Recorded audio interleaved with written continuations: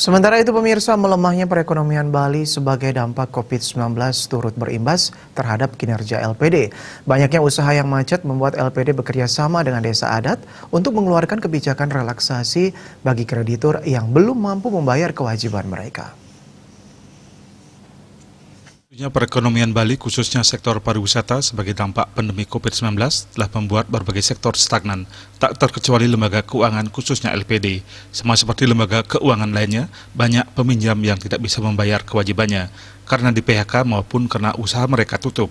Terkait kondisi tersebut, Ketua Badan Kerjasama LPD Provinsi Bali, Nyoman Cendikiawan mengatakan, LPD telah berkoordinasi dengan perjuru desa adat untuk mengeluarkan kebijakan relaksasi bagi kreditur.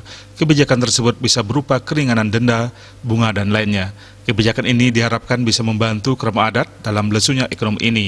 Sementara terkait aktivitas transaksi dalam pandemi COVID-19 ini, masyarakat lebih banyak menarik dana hanya untuk keperluan darurat seperti sekolah, sakit, ataupun upacara adat. Sedangkan penyaluran kredit dilakukan secara hati-hati.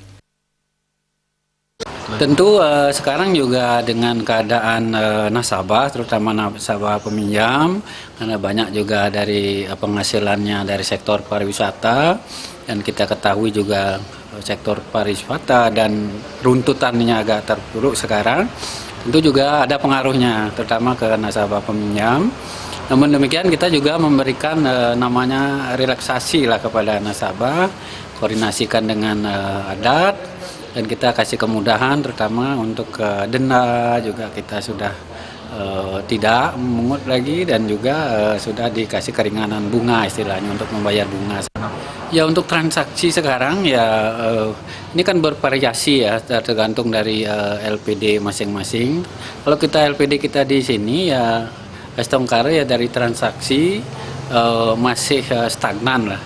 Tetapi juga kita untuk pinjaman kita agak mengurangi juga karena memang sektor usaha memang sudah agak lesu, kecuali yang memang memerlukan dana mendesak. Dalam kondisi ekonomi yang lesu ini, Nyoman Cendikiawan mengimbau seluruh pengurus LPD tetap menguatkan semangat persatuan dan kebersamaan untuk bersama-sama menjaga aset desa adat yakni LPD. Kerama adat pun diminta terus mendukung keberadaan LPD agar tetap eksis sebagai penyokong perekonomian desa adat, sekaligus menjaga adat dan budaya Bali. Sebagai wujud nyata kepedulian, LPD telah memberikan bantuan tunai langsung ataupun sembako kepada kerama adat. Riasa Bali TV.